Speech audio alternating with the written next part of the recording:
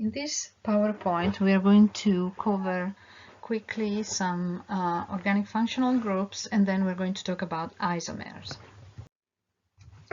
In this slide, you see a couple of functional groups containing oxygen, alcohol and ether.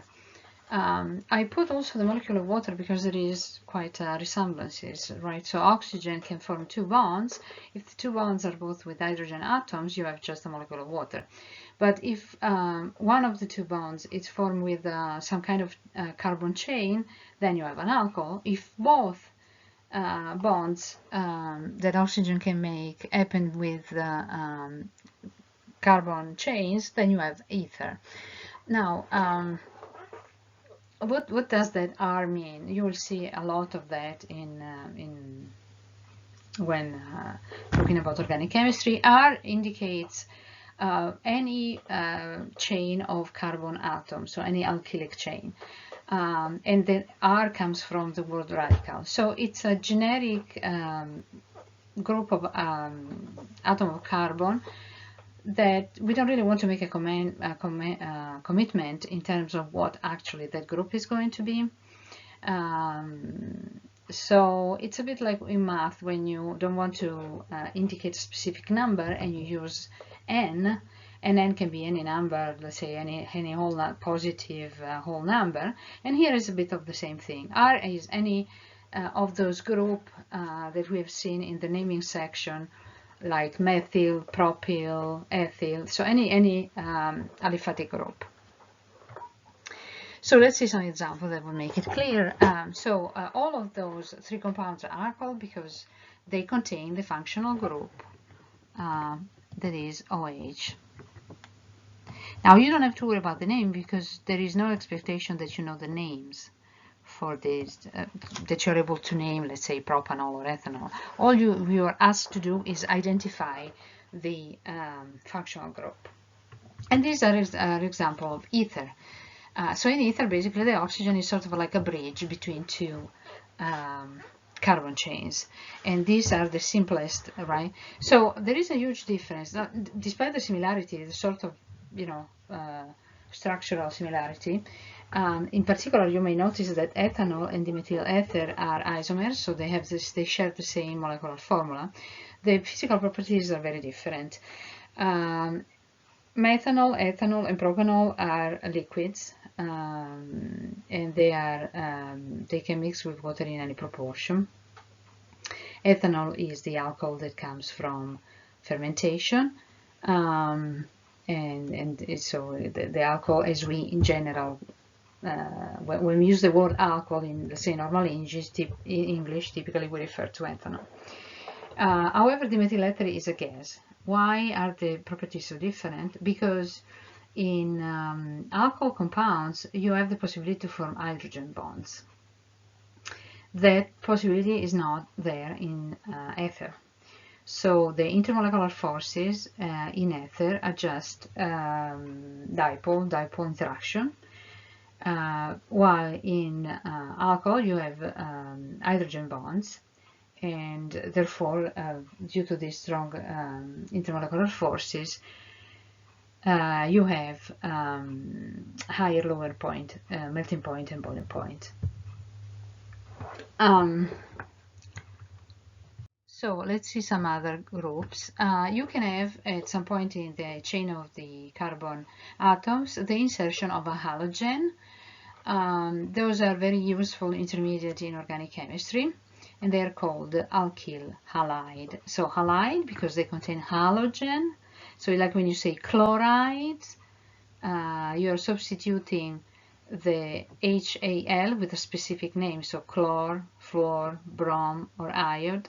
And then ide, like that's the same that you were using in organic chemistry, and NaCl was sodium chloride. So it's nothing really new. Alkyne refers to the fact that R is a chain, small or big, but it's a chain of carbon connected to hydrogen. This is a bit of a parallel with alcohol. You see how similar is the, so if you start taking away hydrogen from hydrogen sulfide, the same way we did with the molecule of water, and we substitute one of the hydrogen, we substitute a chain of carbon, we get a thiol. That's very similar to an alcohol, except you have sulfur in place of oxygen. Sulfur is oxygen being close to the periodic table in the same group. So there are certain similarities. Sulfide, that's exactly the same name that you would use in inorganic chemistry for, let's say, there would be, let's say, an ionic compound. Here is a covalent compound, but it's a compound of sulfur and other elements. And disulfide, it's you have two sulfur bonded to each other. Now, disulfide bonds are very important to shape proteins. So, for example, your hair. Some people have curly hair, some people have more straight hairs. What keeps curly hair in the shape that they have is our disulfide bonds between different amino acids in the protein chain. So when, for example, you're doing a certain treatment at a salon, either straighten up curly hair with chemicals, or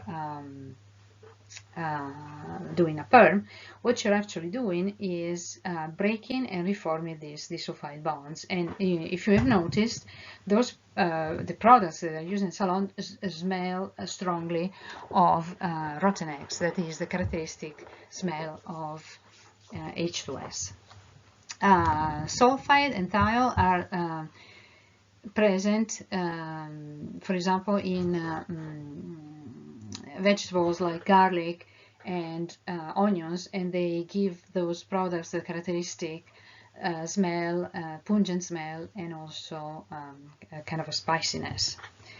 So the same trick we did with water, substituting the hydrogen with alkylic group like methyl, ethyl, and so forth, and see what kind of compound we would have. And then we did it also with hydrogen sulfide. We can do it with ammonia. You're familiar with ammonia. That's the Lewis structure of ammonia that you learned to draw in Gen Chem 1. You know, it's a base.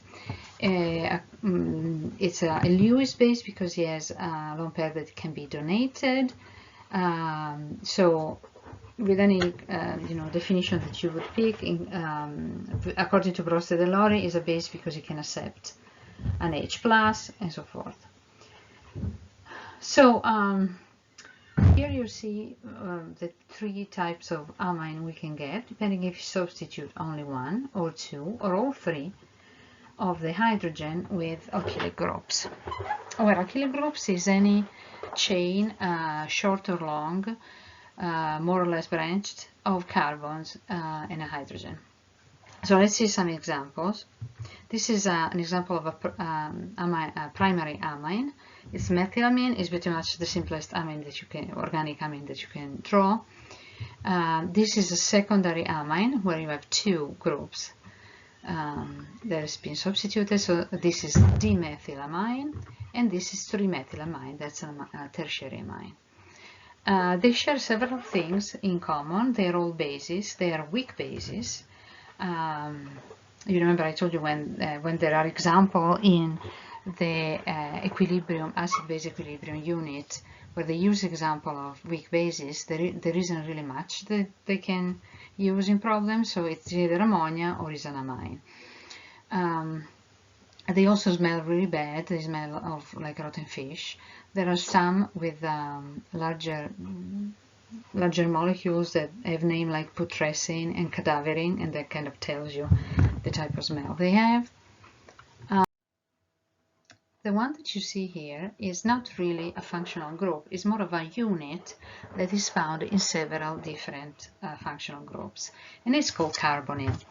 And I used A and B instead of the usual R because what I was trying to convey is that A and B can be either two hydrogen or one hydrogen and a carbon, a chain of carbons, or two chains of carbons. So, but they don't have to be the same. That's why there are two different letters. They can be the same, but they might as well also be different. As I said, we found this group in a lot of functional groups. So here you have, let me get the pointer, an aldehyde in which one of the two, at least one of the two, is an hydrogen. A ketone where both, so just want to point out that an aldehyde needs to be necessarily, this functional group is the end of a molecule, because after the hydrogen you can another thing, while a ketone can be anywhere in the body, let's say, of a chain of carbons, because on both sides you have carbons. And then you have an ester. Well, the carbonyl has, so the carbon that is in this corner that is used to make the double bond with oxygen is also bonded with a chain of carbons, but then on the other side you have this oxygen and then another chain of carbon. If on this side all you have is another hydrogen, so again this is something that's going to happen at the end of a molecule, of a structure, this is going to be a carboxylic acid. And if on the other side of the carbonyl you have a nitrogen, that's an amide. Now the nitrogen can make 3 bonds. One is used to bond with the carbonyl, so the other 2 can be 2 hydrogen, or 1 hydrogen and an R, or 2 R. This is why they are in parentheses and there is a number 2. So there are 2 of them, but you can take any assortment, any combination that you like, basically. It's going to be easier if I show you the structure. So this is acetaldehyde, is the result of the, just to give you a sense of where you can find it in nature, of the metabolism of alcohol. So when you ingest alcohol in a beverage, that you shouldn't because many of you are underage, then your liver will, transform it into the acetaldehyde that's quite toxic. So that's responsible for most of the, let's say, unpleasant effect of an excessive consumption of alcohol. Or you can have 2 hydrogens. So as I said, to let's say fit in the box of aldehyde, at least one of the hydrogen needs, one of the 2 groups connected to the carbon needs to be an hydrogen, but they can both be hydrogen, in which case the molecule is even simpler. It's called formaldehyde. The formula would be CH2O. It's a compound that can be found in furniture. It was used to process furniture. Then it was realized that it was quite toxic. So it's certain states, like especially California, is pretty strict about the content of formaldehyde in furnitures, because you put the furniture in the room and then it continues to release that substance over and over, and maybe you sleep in that room. So there are potentially there is some potential toxicity there.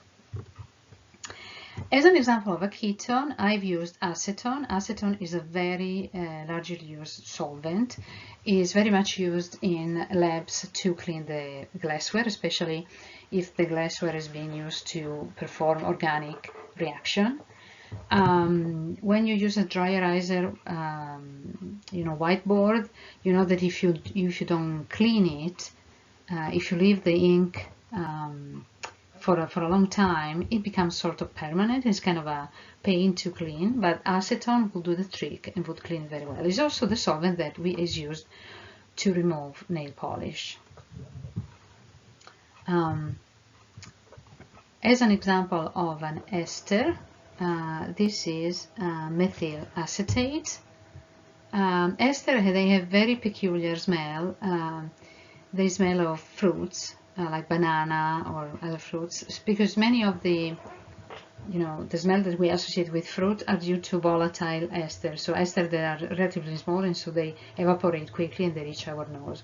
So most of the time, when you buy flavors that are artificial, like that can be bought in the spice section of the grocery store, if you, let's say, are baking or making like a banana bread and you want to enhance, you can add artificial flavor of banana, you can add artificial flavor of vanilla. Actual vanilla is quite expensive, and so most of the vanilla that's used commercially is artificial, and those are just esters. Carboxylic acid we've seen a lot in when we're talking about acid and bases in the acid and base equilibrium unit. The father of all the carboxylic acid is acetic acid. Acetic acid comes out of the fermentation of alcohol. So you know that alcohol is the product of the can be, let's say, obtained by fermenting anything that contains sugar. And anything that contains starch can be transformed into sugar. So pretty much in the history of humanity, human beings have been trying to ferment everything that they can get their hand on to make some spirit. And so, for example, you can get wine by the fermentation of grapes. If the bottle of wine is left open and after a while we start tasting bad, tasting like vinegar, that's how you make vinegar, and that's due to the further oxidation, further fermentation of alcohol into acetic acid. And finally we have an amide, so an example would be acetamide. But the most famous, let's say, amide functional group is the one that you find in proteins. Proteins are a chain of amino acids. Each amino acid contains a carboxylic group and an amine that we've seen in the other slide. And you can combine them together and form an amide. So an amide is the result of the reaction of a carboxylic acid with an amine. And that's how you connect the amino acid in the chain of in the protein. Now,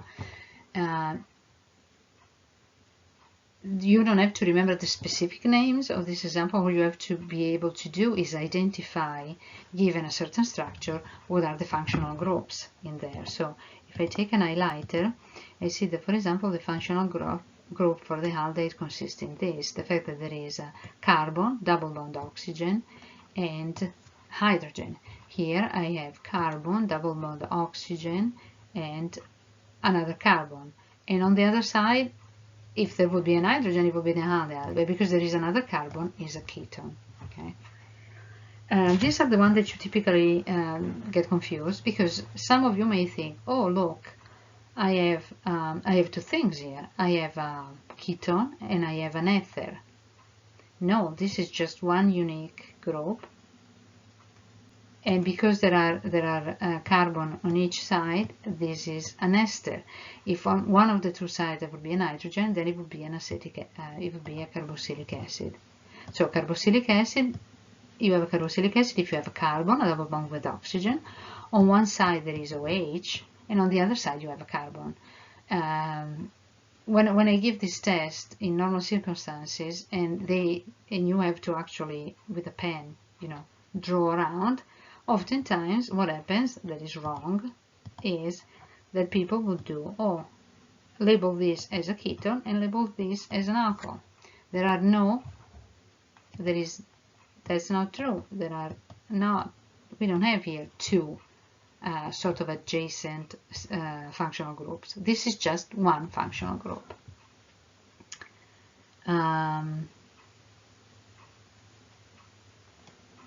I just realized that you will not see because I cancelled, so I redo. The mistake that you would do would be identifying this as an alcohol and identifying this as a ketone, and that would be an error.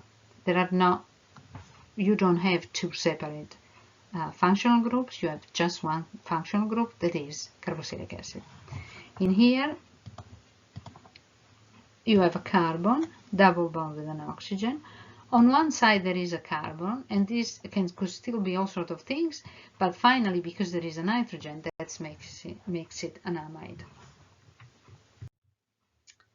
So finally, I want to talk about isomers. Okay, so if I look at these two formulas, they are identical, C2H5O. But then I start analyzing the two substances. One is a gas with a kind of a sweet smell. The other one is a liquid. And so if I figure out the structure, one is dimethyl ether, the other one is ethanol. So how come, that despite having the same molecular formula, they are so different? Because they have different connectivity. The sequence in which the molecule are connected, the atoms are bonded, is different. here you have carbon, oxygen, carbon. Here you have carbon, carbon, oxygen. The differences are dramatic because ethanol is able to make hydrogen bonds and then makes it a liquid at room temperature because the intermolecular forces are stronger. While dimethyl ether, that only has dipole-dipole interaction, not particularly strong, it's gas at room temperature. Okay, so this type of isomers are called structural isomers. All isomers share the same molecular formula. So, and to understand what type of isomer they are, you need to compare the two, the actual structural formula. In this case, these isomers are structural because what's different between one and the other is the way the atoms are connected, the sequence in which they are connected. So they may have totally different functional groups.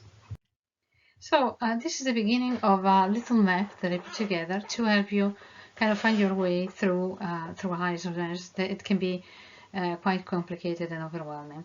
So isomers are compounds that share the same molecular formula but are somehow different.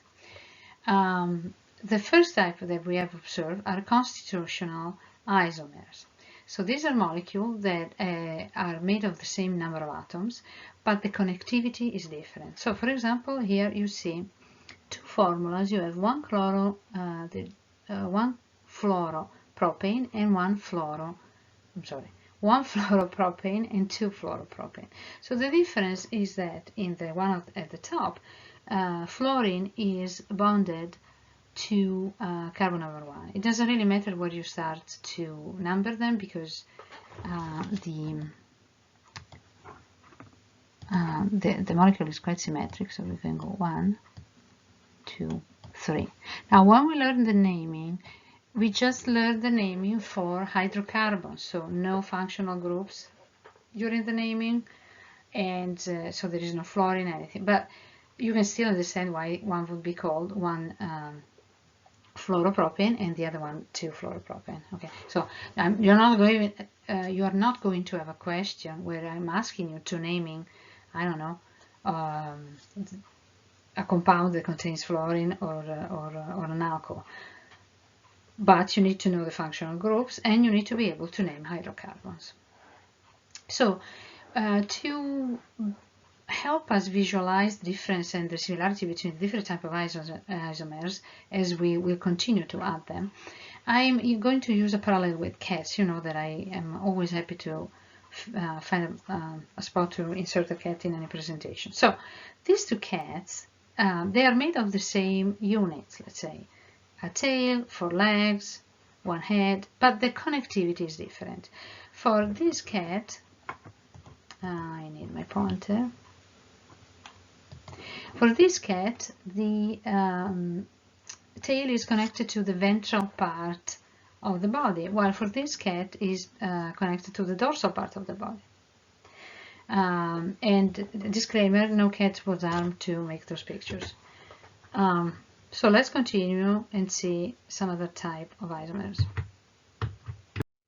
There is another type of isomerism that's called cis-trans, or easy.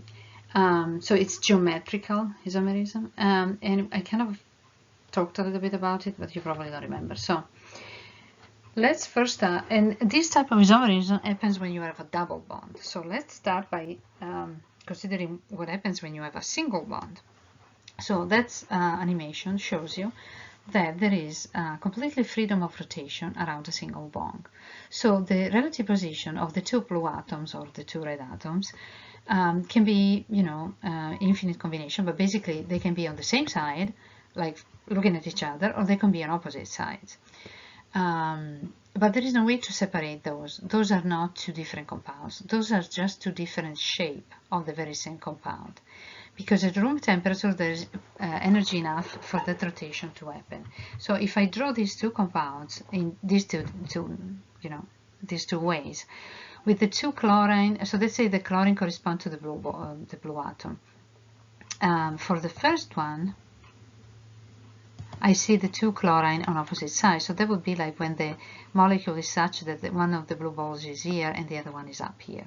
For this one, they are kind of facing each other, so that would be when both they are down here. But those are not different compounds because they can just transform into each other freely at room temperature. So they correspond to two different shapes of the same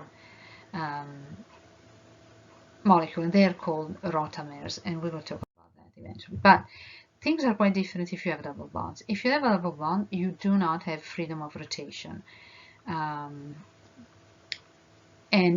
so you understand that if you think about how a double bond is formed, right? So you have the first bond, the sigma bond, that's coaxial, and you can rotate around that. But the second bond, the pi bond, this is the half top of the pi bond, this is the bottom of the pi bond. There is only just one pi bond that has this overall shape. It comes from the lateral overlapping of the two p orbitals that not being subject to the hybridization. So it's an sp2 hybrid. Hydrogen, carbon, chlorine, carbon and hydrogen are on the same plane, that's an horizontal plane, and that this pi bond is vertical with respect to those two, right?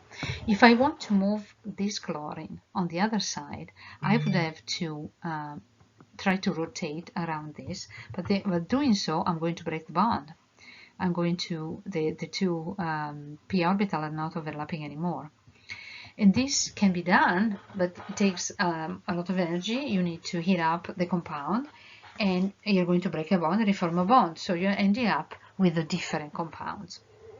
So the fact that there is no freedom of rotation around the double bond has important consequences. So let's have a look at these two compounds. These compounds are called Dichloro Ethylene, or more commonly Dichloro Ethylene, and they're called organochlorides. So they are organic compounds containing chlorine, and that has several industrial applications. Those two compounds are two different compounds, and the reason is that there is no rotation around the double bond. So let's look at their naming, right? You don't have to. This is not the type of naming that I would ask you to be able to do, but you can understand it if I explain it to you, right? So the main chain is 2 atoms of carbons. Let me get the pointer. You have a main chain of 2 atoms of carbon, so the hydrocarbon of reference would be ethane, but because there is a double bond, we need to change the ending from ethane to ethene. That's also called ethylene. And then we have one chloride connected to carbon 1, so we can call this carbon 1 and this carbon 2. And it doesn't really matter if I start from the left or from the right because it's very symmetric. So one chloride is bound to carbon 1 and one chloride is bound to carbon 2, and that's the same left and right. The connectivity is the same in the sense that I go from one chlorine to the carbon, to the other carbon, and to the chlorine. And here is the same. What's different is the way the geometry in the space. And because there is no rotation around the double bond, I cannot transition from one to the other. The only way would be to apply a rotation like this, right? To make the two, to apply a rotation around the carbon-carbon axis so that the two chlorine can go on the same side. But to do that, I would have to break the lateral overlapping of the p orbital. That is in fact breaking the pi bond, and that can only be achieved through a chemical reaction at higher temperature. It would not happen spontaneously at room temperature. So those are two different compounds with different properties. There can be quite a difference in the polarity of the molecule, depending if one is symmetric and the other is not. So that could lead to quite a difference, for example, in the melting point. But the important thing is that those are two different molecules. So they would be in two different containers in the stockroom, right? Two different bottles. I need a name to distinguish them. So the one that has the chlorine on the same side is going to be called cis, from a Latin prefix that means on the same side. The one that has chlorine on opposite sides is going to be called trans, and that's the same prefix that's used for example, transposing or translating, right? So it means to cross over a border. So let's have a look at another compound. Let's have a look at this one. Here the connectivity is different. So that's an actual different compound. And in fact, the name is different, right? 1,1. So both chlorine are connected to the same carbon. So this is a different molecule altogether. It's just structural isomer because they share the same formula. That would be C2H2Cl2, but the connectivity is different. Okay. That said, can I have cis and trans for this 1,1 DCE? Well, that would imply, but the only way to have, to have it flipped, keeping the two chlorine connected to the same carbon would be this. But you can usually see that this is not a different compound. This is the very same compound if we look at it from the opposite side. So this is just a different point of view. It's not a different molecule. So for this type of arrangement of atoms, we do not have a cis-trans, right? So it can be tricky in a test, if there is a question about this, to figure out when do you actually have cis-trans and when there's just one molecule. One possible way to look at it is trace a line along the axis, right? Now you see that the molecule at the bottom is symmetric. The two halves in which you cut the molecule are the same. The other one is not. So that can be a way to go around it. So all I ask you to do is be able to tell me if something is cis or trans, and be able to tell me if there is a cis and trans isomerism. So given one formula, you actually end up with two products. I just want you to be aware, especially for those who will have to go into organic, that things can get more complicated. So the cis versus trans naming to identify compounds works well if you have a molecule relatively simple. If you look at a molecule like this, you can easily tell that the one on the left and the one on the right are two different molecules, right? The only way I could transform this into that one would be to flip the position of chlorine and fluorine, but to do that I would have to break the double bond. So those are two isomers. Those are, let's say, geometrical isomers. But I cannot really name them using cis or trans because everything is different. So I don't have, two identical things on the same side. So to overcome this problem, there is a different way of naming them that's called Z and E. And those are the initial two German words that mean same or opposite sides. So the Z means zusammen, that means together. And so that's let's say the parallel of cis, while E is the parallel of trans. And then you need to sort all the substituents, so everything that's connected to the carbon needs to be assigned a priority. So in this case, they're all halogen, so the priority is based on the atomic mass. Again, you don't have to do this for this exam. This is just for benefit of those who are to go in organic. I'm just trying to give you the whole picture, right? But then I'm going to tell you exactly what you need to remember, what you need to do, and you will have a practice exam.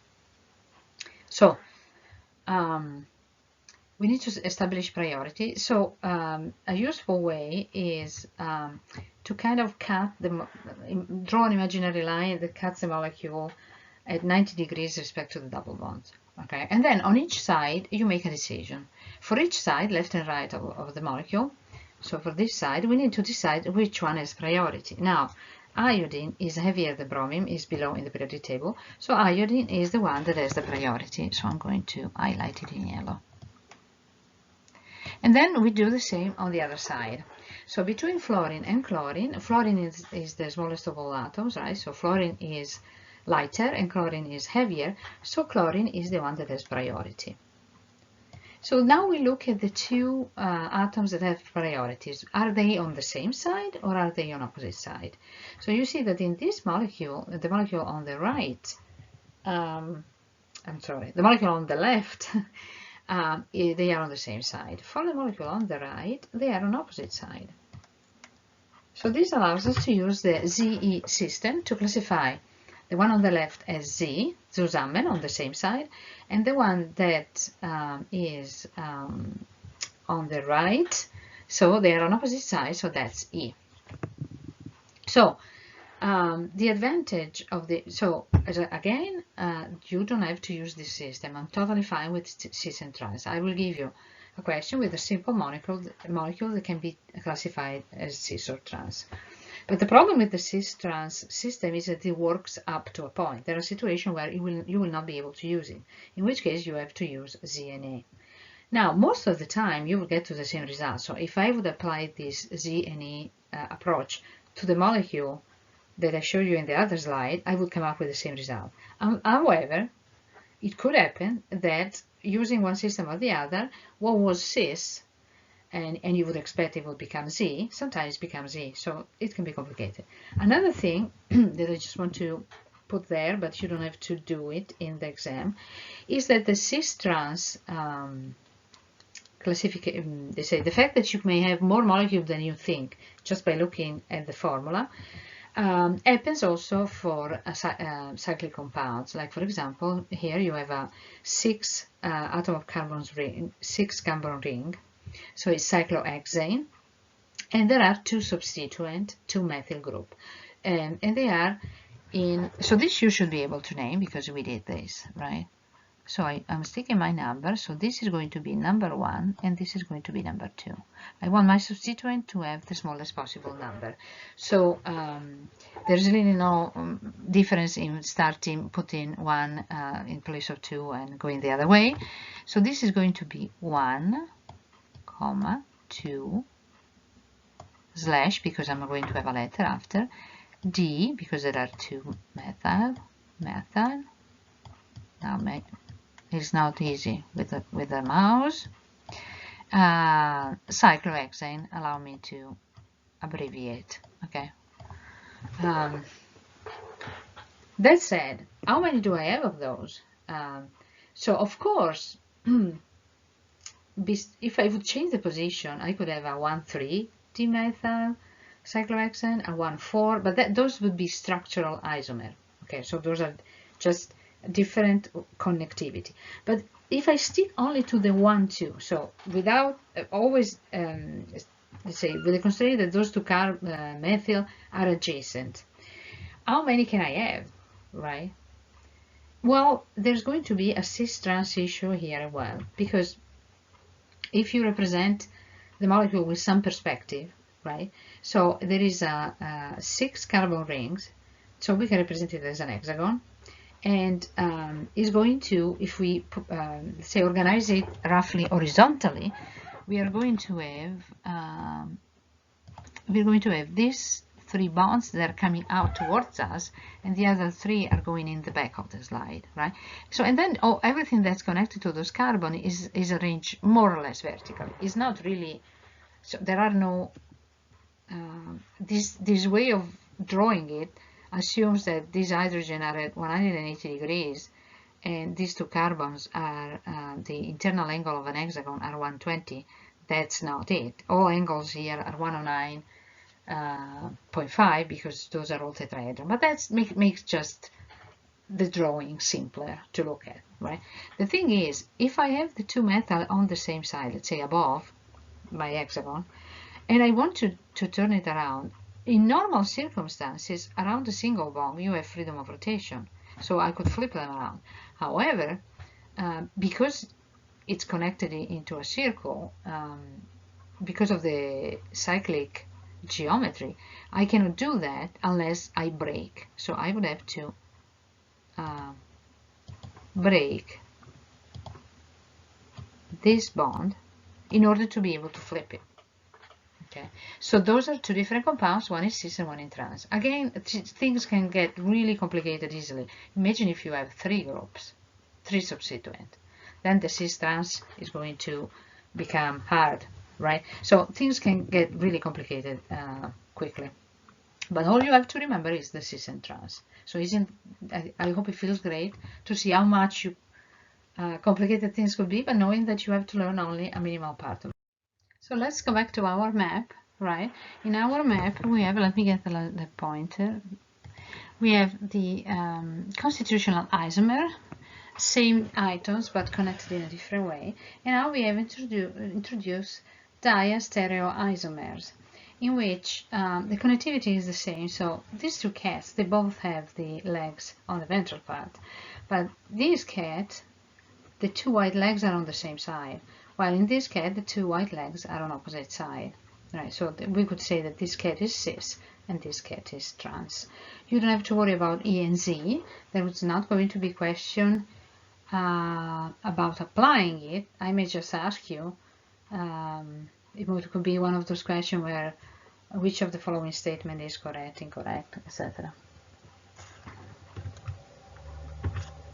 Now, what about this freedom of rotation around the single bond? If you look at this molecule, you see that occasionally the two blue atoms happen to be on the same side, and other times the two blue atoms are on opposite side. Now, you may think that it doesn't make really any difference for the molecule, but this representation here with this animated GIF is not really faithful in terms of relative size of the atoms. Seems that like there is a lot of empty space, and that's not necessarily the case.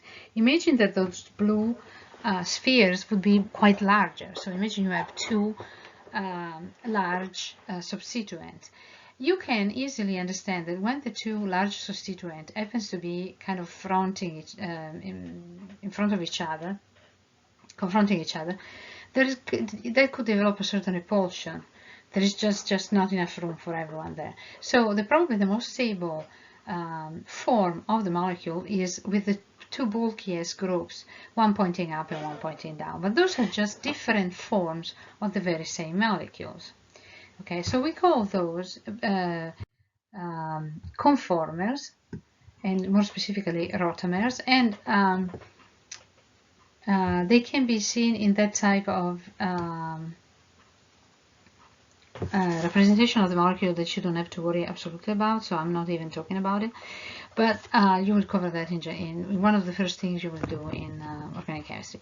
But the parallel of the cat is this is the very same cat. It's just that there are certain time of the day where it's full of energy and is staying upright, another moment of the day where it doesn't have much energy. For a cat, it's actually most of the time, and it's curled up in a ball and it's just taking a nap. But it's the very same cat, right?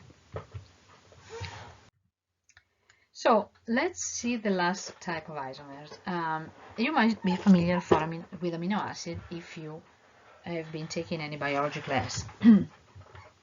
So an amino acid has a general structure that looks like that. You have a central carbon, and then there is a functional group that is, you are now able to recognize functional groups. So this is a whole functional group. So there is a carbonyl, but there is another oxygen, right? And then an H. So this is a carboxylic acid functional group. This hydrogen here is quite acidic.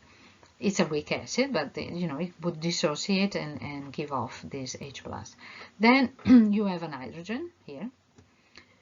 This is R means anything goes, but basically it could be just another hydrogen, it could be a methyl, it could be an aromatic ring.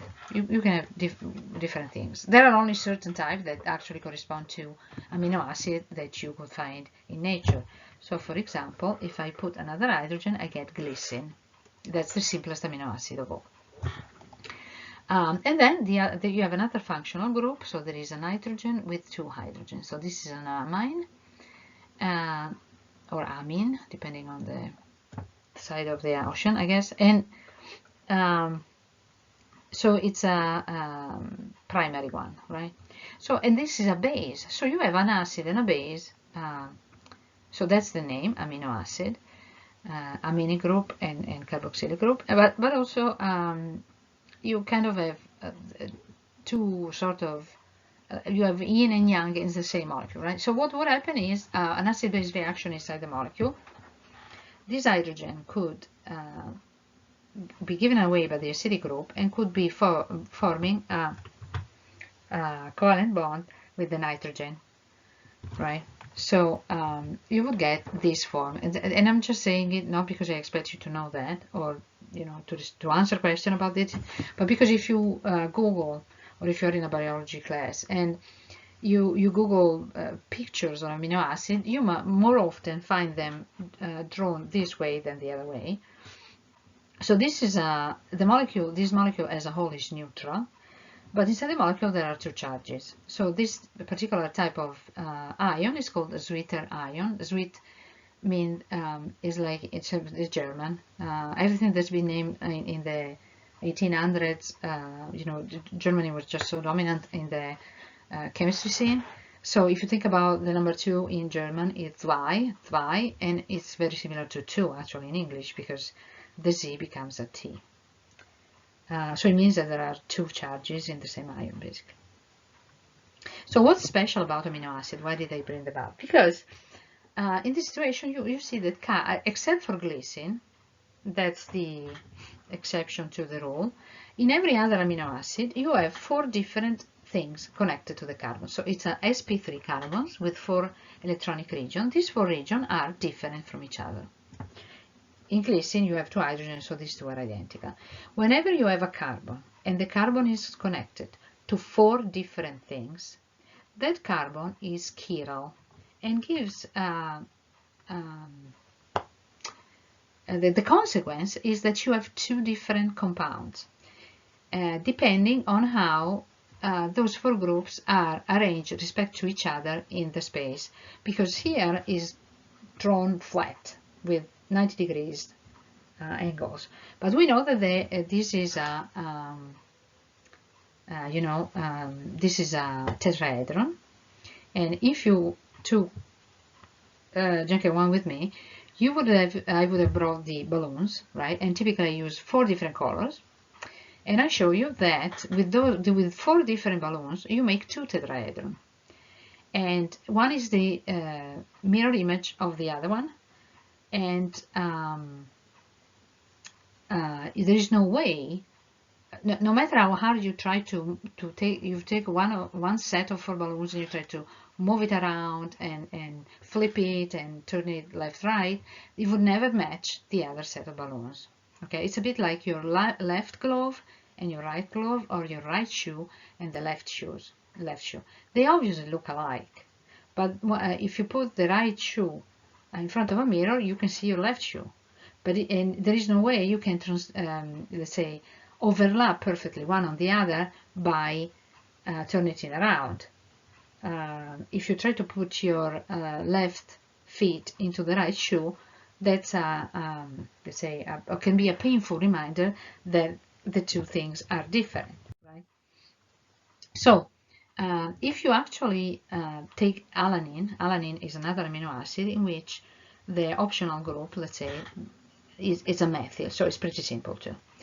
So you have your acid for the amino acid, that's amine, the hydrogen, 1 hydrogen is always there, and then this is the R group. In the case of alanine is CH3. So if you try to draw that, and then of course if you were in a classroom it would be much easier to actually show you something, a model, but we need to do what we have to do. So there are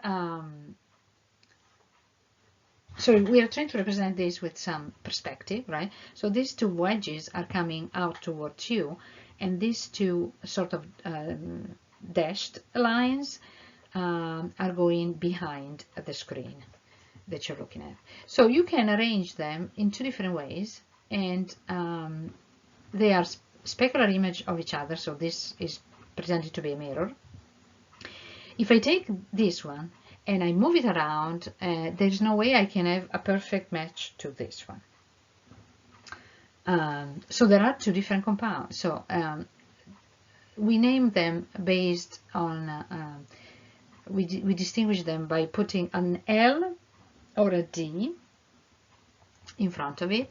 This comes from, D is for dextro, that's the same root of the English word dexterity, means you're good with your hands. Because typically our dominant hand is the right one, so there is a lot of bias in language. I don't know if you ever noticed that things connected to the right side are good and things connected to the left side are bad, right? So for example, sinister, that from the Latin left. And so D is for dexter, and L is for levo, that means left, basically. And they refer to the fact that if you shine polarized light into a molecule that has at least one carbon in this situation, the light will be, the path of the light, let's say the polar light, is going to be, encounter a rotation. So the light is coming out from the sample, then this substance with at a different angle. And so when you have the deviation is to the same extent, but in one case is towards the left, in the other case is towards the right. And that's very much one of the few things you can do to distinguish them. So in nature, there are only L amino acids. And D amino acid are something that's been created by human being.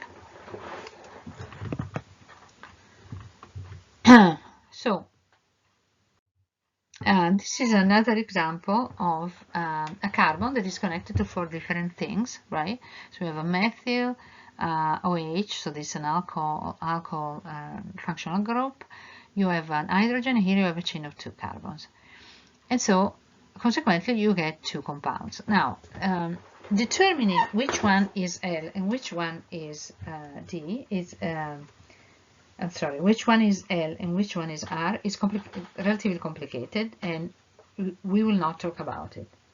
The only thing that I ask you to be able to do is tell me if there are 2 enantiomers, so there are 2 compounds, because that atom of carbon is chiral or chiral.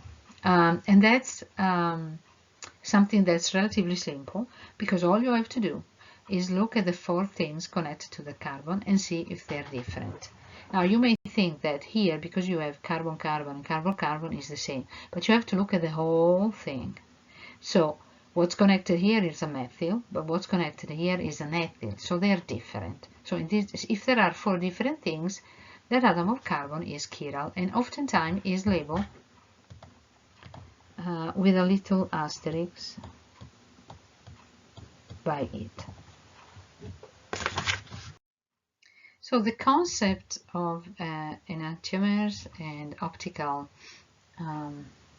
isomers, they're called optical because one way you can distinguish them one from the other, you can discriminate one from the other, is by using polarized light.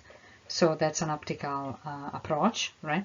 So it's relatively complicated. It's kind of a cornerstone in organic chemistry.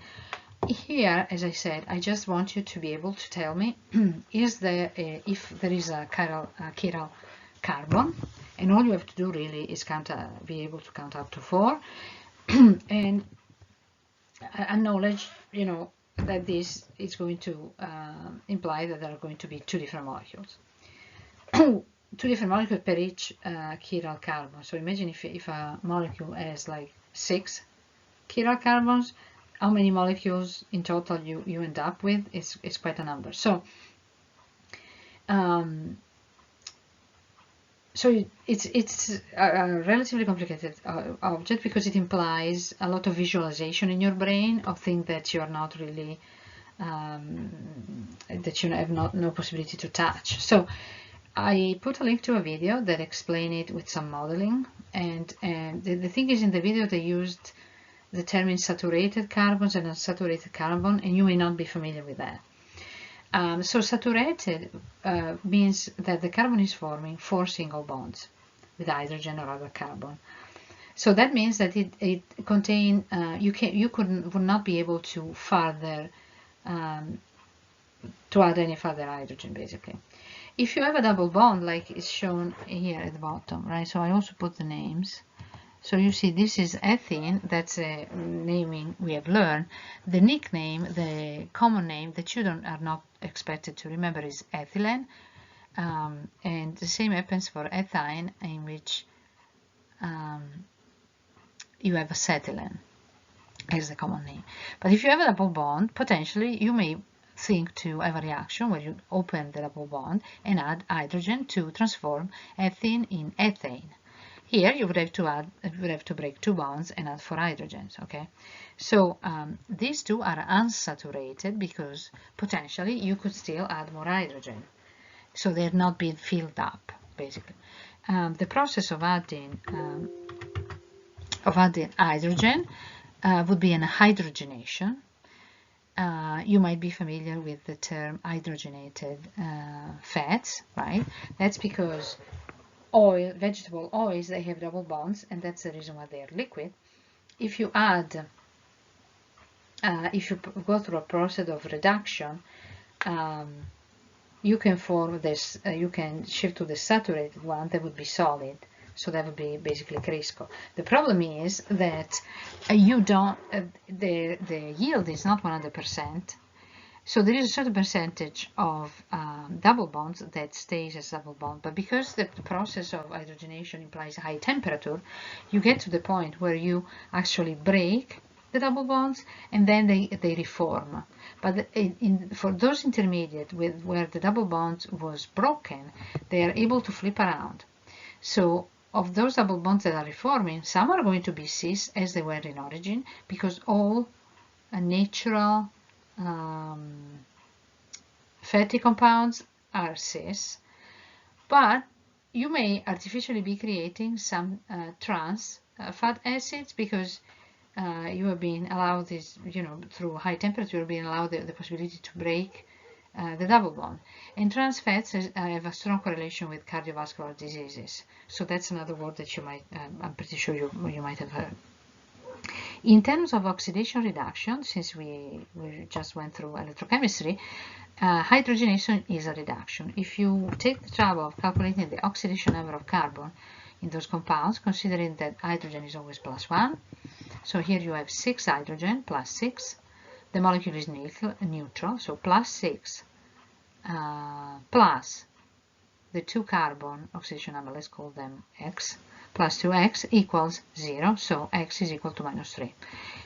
Same way you can calculate the oxidation number. Here is -2 and here is -1. So to go from ethane to ethane, you need to add hydrogen, that's why it's called hydrogenation, but you're also reducing the oxidation number by adding electrons. So this is going to be this is going to be the reduction. The opposite would be an oxidation. So adding double bonds or triple bonds to an alkane would be an oxidation. So go and watch the movie and then come back. So example of chiralities are typically, that are brought up, are the hands and the feet. Actually, the word chirality comes from the Greek word for a hand. That's the same word that generates the word chiropractor, right? So, and you can see that, for example, a cube, an object that is a cube or a sphere, would not have chirality because you would be able to superimpose it to its mirror image. The reason hands or feet are chiral is that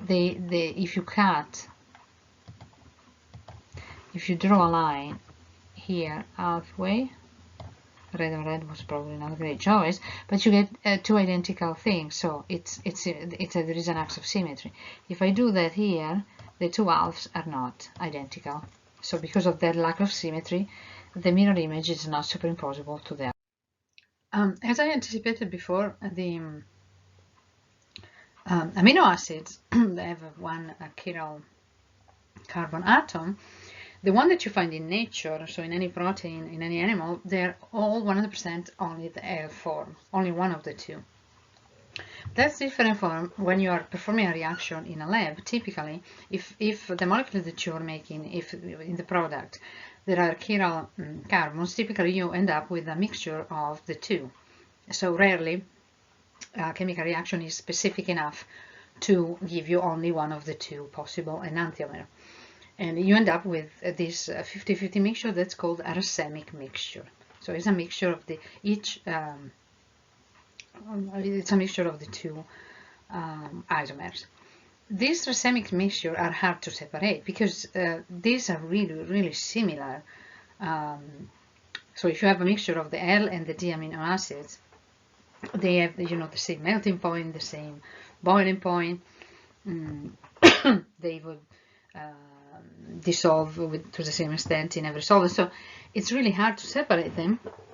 And well, in the beginning, when they realized that such a type of isomers existed in the 1800s, they were separated manually under a microscope, because the crystals are also of one type of the crystal of the L isomers would be a specular shape respect to the crystal of the D. So imagine the painstakingly work that they would require.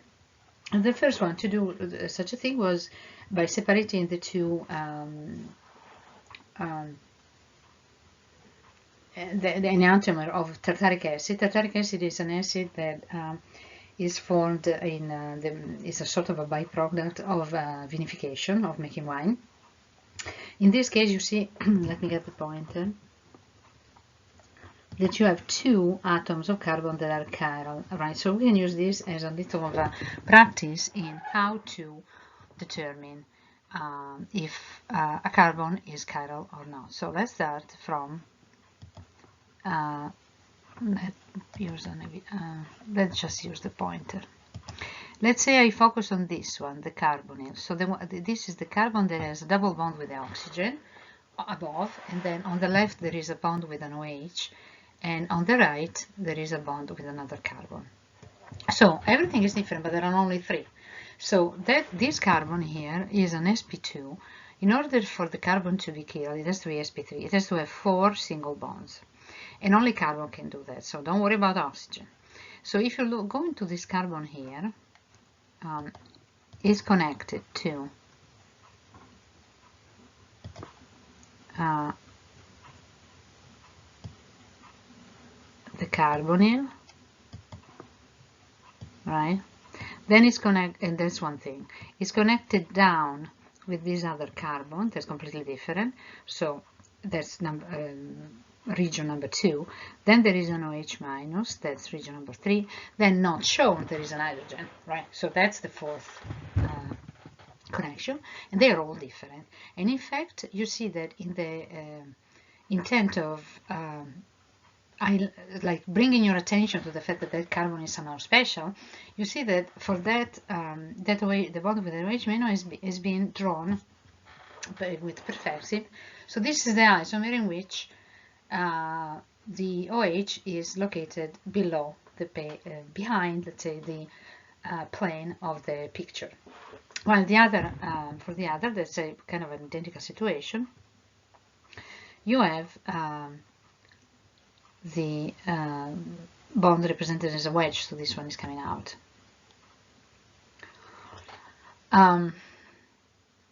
So you see the two crystals, and so under a microscope they would go and separate them. Louis Pasteur is a very important figure in the history of science. You might remember that at some point in the lab you've been using glass pipettes to draw liquids, and those are called Pasteur pipettes. Pasteur studied extensively the process of fermentation. He was the one who disproved a theory that was very popular at the time. There was a spontaneous generation, so they thought that, like, for example, when you see all the flies, you know, whenever some fruit is going bad, right, you see that all of them immediately a lot of flies would appear, little fruit fly, and they thought that they were generated by the apple. That, of course, now we know that, you know, there has to be a life cycle with an egg and two parents, an egg, and so forth. And but Louis Pasteur was the first one to disprove that spontaneous generation was a proper theory. And he also worked a lot in immunology. So the first vaccines, he studied especially anthrax, but there was another guy who studied the vaccine for smallpox by using a similar pathology that was affecting cows. and so it would inject people with this sort of attenuated form that was coming from the cows. That's why we call them vaccines. That the word vaccinus means that pertains to a cow, actually. So historically, another important molecule that is to enantiomers is this, that's called thalidomide. If we go and look, the atom that has the chiral center is this one, right? Because it's connected to group number 1, this carbon here that is a carbonyl, group number 2, this carbon that is aliphatic, and then there is a bond with a nitrogen, and then not show there is a nitrogen. Right, so there are 4 things and they're different, and that's enough. That's all you need to be able to do, basically, right? So for this, that was used as a medication for headaches. There are 2 forms. There are the 2 isomers, and it's an artificial, it's a molecule that was produced in a factory, so it was coming out as a racemic mixture. Now, interestingly, there are the 2 isomers. Only one is the one that actually has the pharmaceutical effect of being,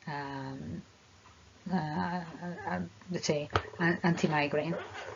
The other one, not only is not effective, is very dangerous because it induces mutation during the development. So it's toxic for the developing fetus. The problem was that this medication in the 60s became very popular in Europe, where it was given to expecting mothers to contrast the morning sickness that is typical of the first trimester of the pregnancy. Now, luckily, and I remember that because that's the time, it was around the time I was born, and I remember in my high school a couple of kids that whose mother took the medication and were affected, and what happened is that the baby, sometimes the baby would not survive the mutation. They are incompatible with life, but when they were born, they are born to different degrees of malformation of the limbs. So the limbs may be completely missing, or they may have developed in a way that's not typical and they're not functional. In some cases, really, really extensive alteration of the limbs. And so it's only the other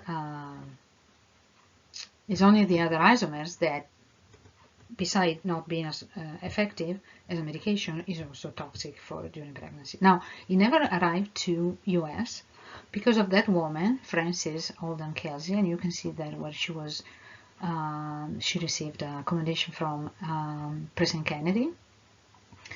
She was put in charge of the Food and Drug Administration, and she was not convinced of the documentation that was brought by the producer, by the manufacturer of this drug, and she kept delaying the release to the public, and there was a lot of pressure applied on her. You know, a small government and business is important, and so forth, and then luckily she managed to delay it long enough that the first report of the correlation, and there was kind of a cover-up in Europe too, so it delayed the findings. Eventually, though, people became aware of the danger of this medication, and so at that point she was able to, you know, at this point that it wasn't even on the table that the drug would be released. So in the United States they had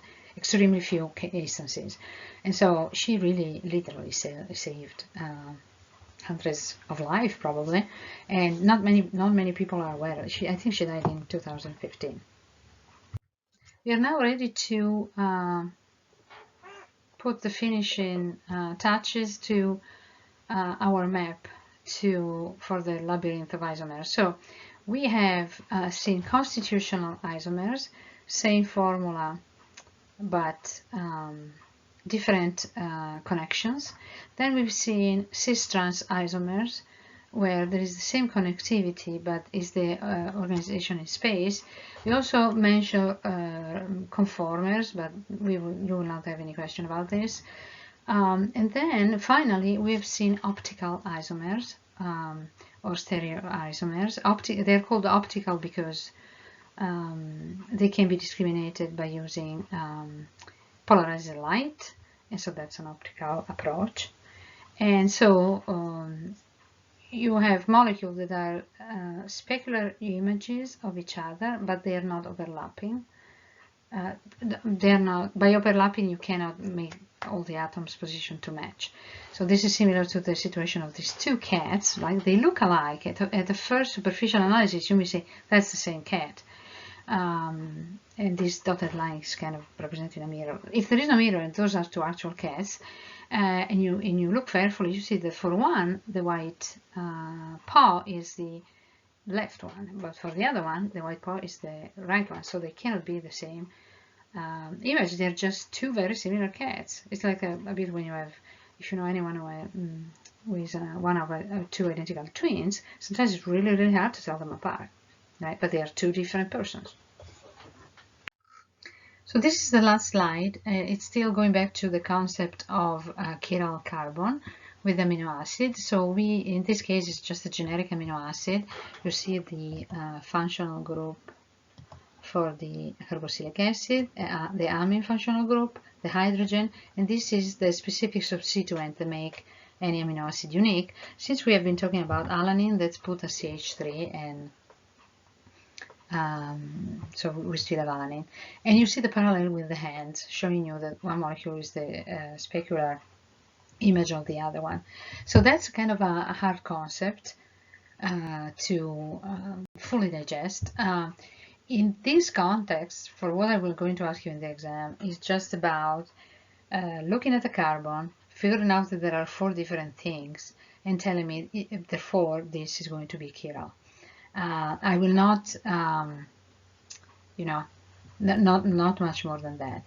But it's an important concept for if you will have to take another class of organic chemistry, something that you really need to understand. So the very last slide is going to be a short movie that's embedded in the PowerPoint, so you don't have to follow the link. It's different from the other one. And with this, I'm going to say you hello and get in touch with me for any question. Stay safe, and hopefully when we will be back in fall, everything will be back to normality. Bye.